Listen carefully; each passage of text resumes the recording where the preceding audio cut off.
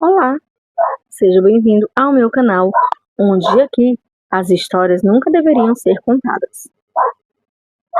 E aqui eu conto histórias reais, fictícias, creepypastas, histórias que acontecem com os inscritos. E se você tem uma história que gostaria que eu conte ou que eu contasse aqui no canal, claro, sem dizer seu nome, pode mandar para o e-mail que ficará na descrição deste vídeo. E vamos para a primeira história. A Casa da Rua das Acácias. Era uma tarde de sábado, o sol já baixava e pintava o céu de laranja e cinza, quando eu e meus 3 amigos, Lucas, Mariana e Pedro, decidimos explorar a casa velha abandonada no fim da Rua das Acácias.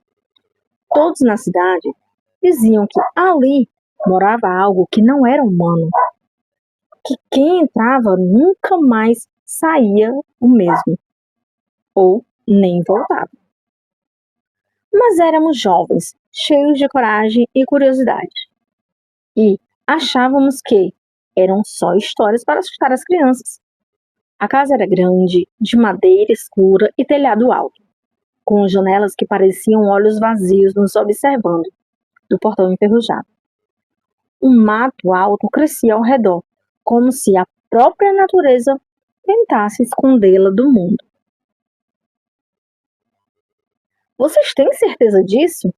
Perguntou Mariana, com uma voz um pouco trêmula, segurando a lanterna com força. Meu avô disse que há 50 anos uma família inteira desapareceu ali, sem deixar rastro, nunca encontraram ninguém, nem corpo, nem sinal de luto. E Lucas respondeu, bobagem, já empurrando o portão que rangeu alto, um som que parecia um gemido. É só uma casa velha, cheia de poeira e teias de aranha. Nada vai nos acontecer. Entramos, o ar dentro era úmido, frio e tinha um cheiro forte de mofo. E uma coisa podre. O chão de madeira rangia a cada passo que dávamos, como se a própria casa reclamasse da nossa presença. A luz do sol mal entrava pelas janelas sujas. Então, ligamos as lanternas. Os feixes de luz cortavam a escuridão, revelando móveis cobertos por lençóis brancos, livros espalhados pelo chão, quadros nas paredes, com rostos que pareciam nos seguir com os olhos. Tudo estava exatamente como se as pessoas tivessem saído de repente, sem levar nada. Olhe isso, disse Pedro apontando para uma mesa na sala de jantar. Havia 4 pratos, 4 copos, talheres arrumados, como se alguém fosse sentar para comer a qualquer momento. Do jeito que contam, parece que eles sumiram no meio de uma refeição. De repente ouvimos um som vindo do andar de cima. Um baque baixo, como se algo pesado tivesse caído no chão. Ficamos parados em silêncio total. Ninguém falou nada, só ouvindo. Depois outro som. Passos lentos, arrastados. Toque, toque, toque, vindo do corredor superior.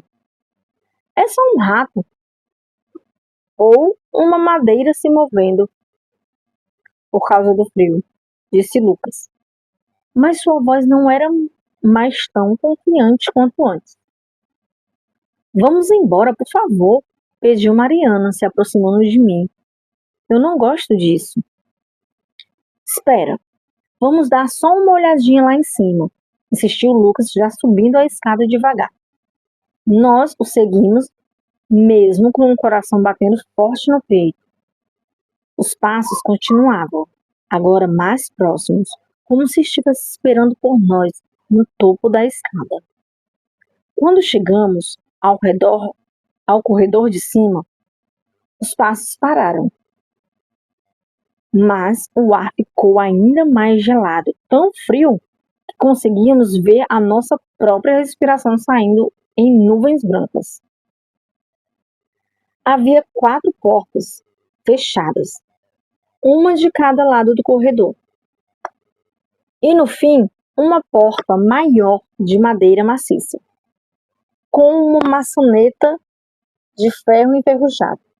O que é aquilo? Perguntou Pedro, apontando para uma marca na porta do fim, Era uma marca de mão grande, escura, como se tivesse sido feita com sangue seco. Não toque em nada, avisei, mas já era tarde. Lucas, teimoso como sempre, foi até a porta e segurou a maçaneta. Lucas! Não! Gritei.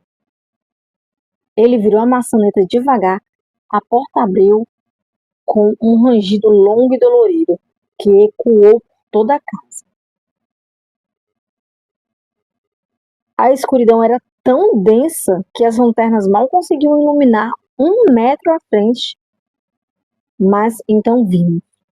No centro do quarto havia uma cadeira de madeira e nela uma figura sentada. Era alto, magro, vestido com roupas antigas, todas rasgadas e sujas. A pele era cinza, grudada nos ossos, e o rosto não tinha olhos, nem nariz, nem boca, apenas uma superfície lisa, pálida, que parecia brilhar no escuro. Mas, mesmo sem olhos, nós sabíamos que ele estava olhando para cada um de nós. Quem ousa entrar na minha casa? Uma voz de onde não havia boca. Era uma voz profunda, rouca, como se viesse de dentro de um túnel, cheia de ódio e fome. O som fez o chão tremer levemente. Mariana gritou e correu para trás, mas a porta que tínhamos aberto se bateu com força, trancando-nos ali. As outras portas do corredor também se fecharam, uma por uma. Com baques secos. Estávamos presos. Nós só estávamos olhando. Nós vamos embora, por favor, disse Pedro. Nós estávamos olhando. Nós vamos embora, por favor, disse Pedro, ecoando até bater na parede. Ninguém entra aqui e sai vivo, disse a figura, e lentamente levantou-se da cadeira.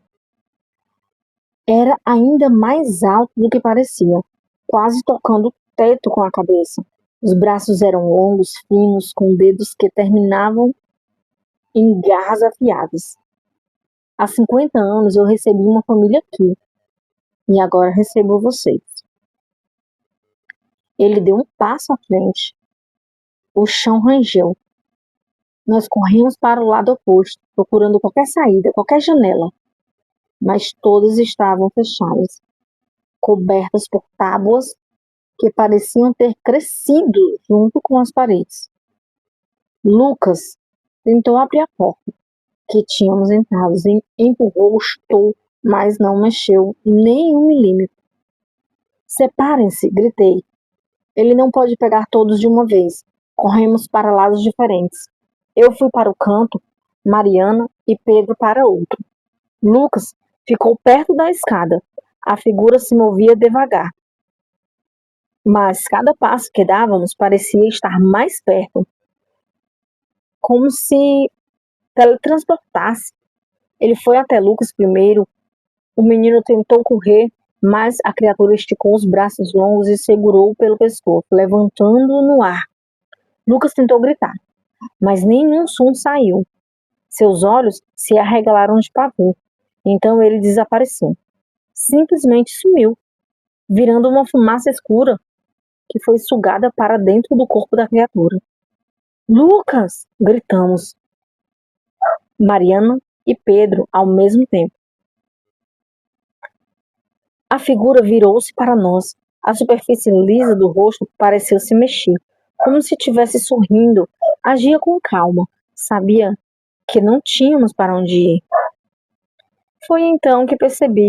Na parede do quarto havia uma janela pequena, no alto, perto do teto. Era uma coisa Era a única coisa que não estava fechada nem tampada. Venha! Chamei correndo para lá. Subam em cima daquela cômoda. Nós conseguimos sair por ali.